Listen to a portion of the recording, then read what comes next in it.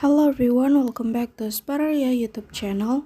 Alright guys, so yeah, in this video I would like to share you a tutorial on how to schedule dark mode on Poco M7 Pro. Alright guys, so yeah, for those of you who don't know, that schedule dark mode is a feature that automatically switch your device to a dark color theme at a specific time. And this feature is designed to reduce eye strain in low light environment and conserve battery life on some device and offer a more comfortable viewing experience during nighttime hours. And how to turn it on or how to schedule it is very easy. So yeah, without any further ado, now let's get started to the tutorial.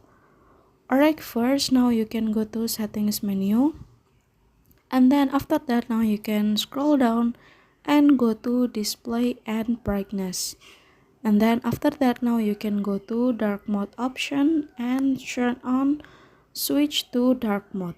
And here now you can choose either switch to dark mode from sunset to sunrise, or you can custom the time when you want to switch the phone to a dark mode, and your phone will automatically switch to dark mode at specific time.